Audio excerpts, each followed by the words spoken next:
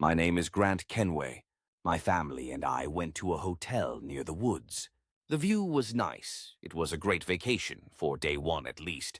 My parents and I went to a vacation at a hotel. It was a nice place.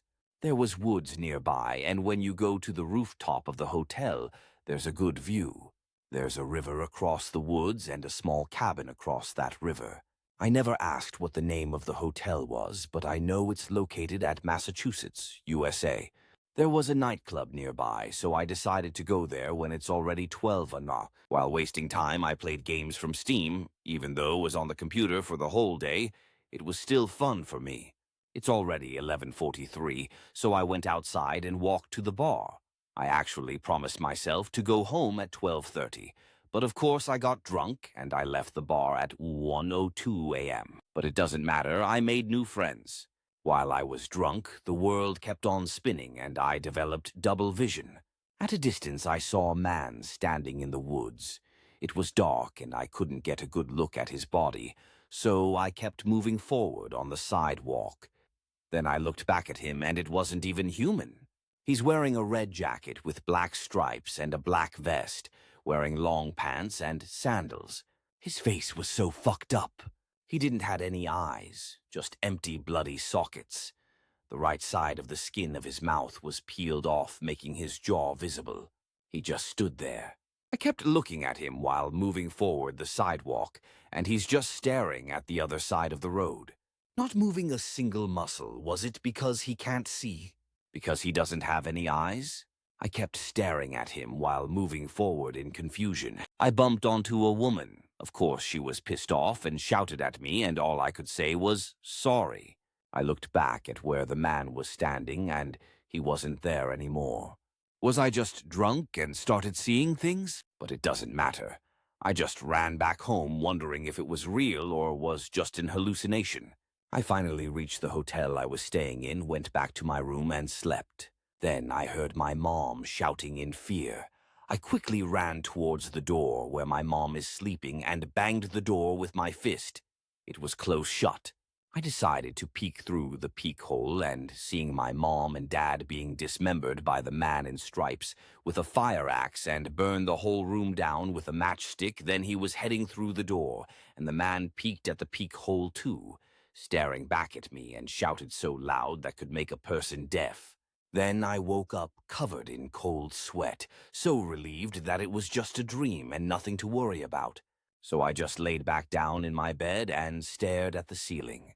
Eventually, I fell asleep and woke up at 12:12 p.m. My mom scolding me for being way too drunk and going back home late.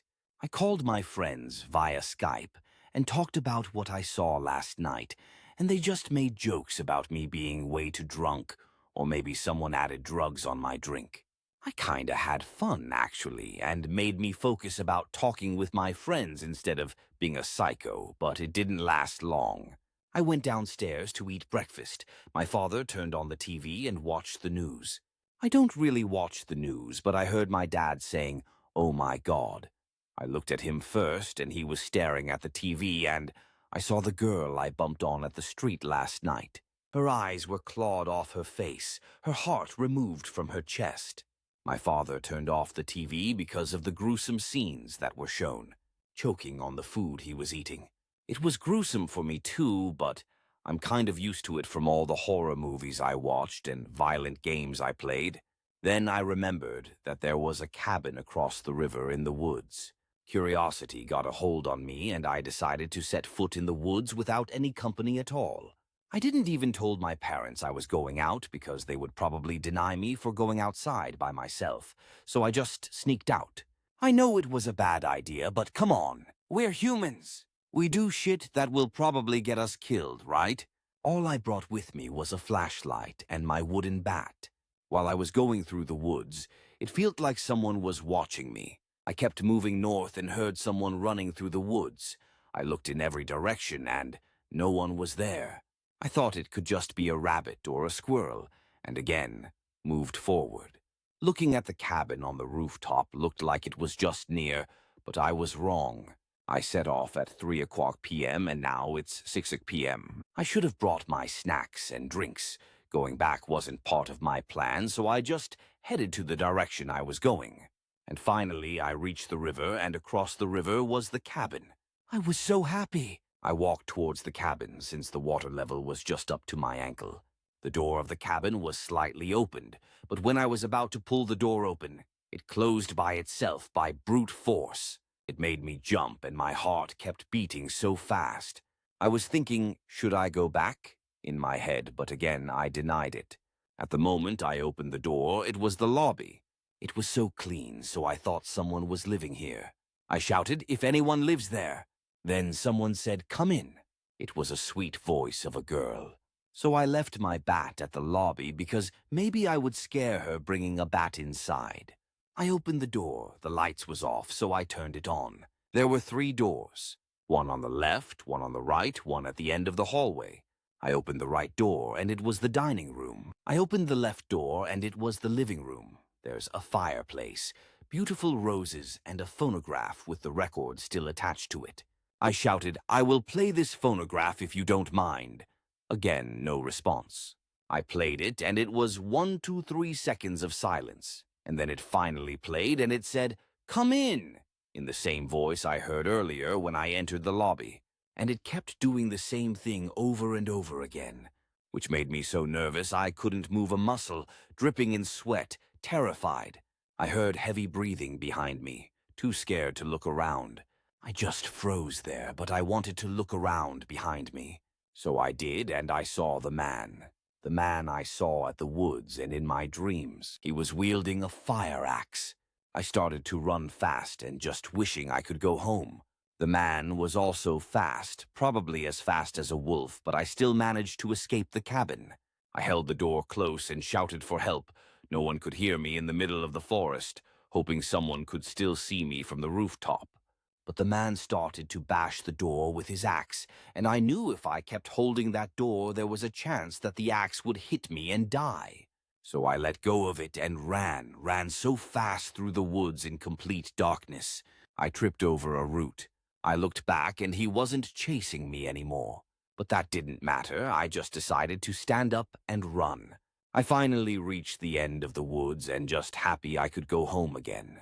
I quickly run towards the elevator and went to the floor where our room was. As soon as I got home, my mom and dad were so angry at me for running off like that with no permission. My mother noticed that I was scared, so I told her everything that happened. She didn't believe me, though. I kept saying it was the truth and that it wasn't a bear. Then she asked for proof.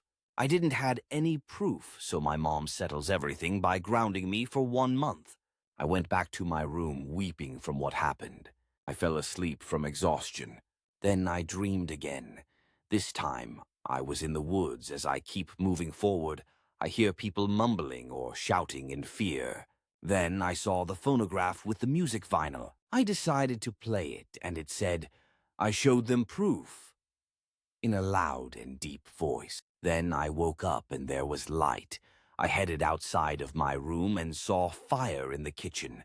I quickly ran towards my parents' room and saw their arms, legs, and head dismembered from their bodies. It was so horrible.